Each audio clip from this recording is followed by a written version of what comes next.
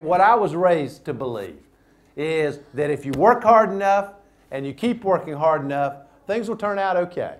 You know, because you live in America. And in America, if you work hard, things will turn out okay. Well, this has gotten turned on its head now. Instead, what we do is we value wealth and the money that's earned from wealth. It shows up in our tax system. You know, what we do is people pay 15% for capital gains. Warren Buffett, who describes this better than me, pays a 15% rate, capital gains rate, for his millions of dollars of income, a lower tax rate than his secretary pays. It's not right. We have to do something about it. The capital gains rate ought to go up for these multimillionaires. There's lots that we can do to strengthen the middle class, to make it easier for families who are working and struggling, and to lift people out of poverty. First, the Congress finally, after 10 years, raised the minimum wage. Great. $7.20 is going to go to $7.25 an hour. It's not enough.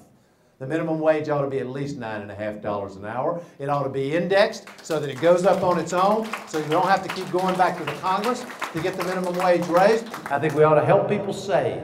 We have the worst savings rate in the industrialized world. We actually have a negative savings rate in America. I think we should create incentives for people to be able to save. We ought to have a trade policy that works. We should trade, but we should trade in a smart way that's good for American workers, good for middle-class families. That should be the test. We need a President of the United States who sees their job as standing up for working people, standing up for the rights of working people, and I might add, standing up for the right to organize, which is crucial to growing the middle class in this country. We also want people who are working to be able to send their kids to college. And I've been talking for the last couple of days about my idea, which is called College for Everyone, where we say to every young person in America, graduate from high school, qualified to go to college, commit to work, at least 10 hours a week your first year, then we'll pay for your tuition and books. Very simple. They don't give it to them. They got to work for it. These are our values.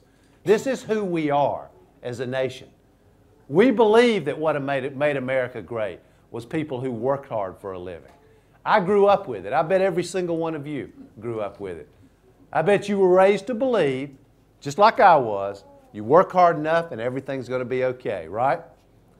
The problem in America today is people are working very, very hard, and many times everything is not okay.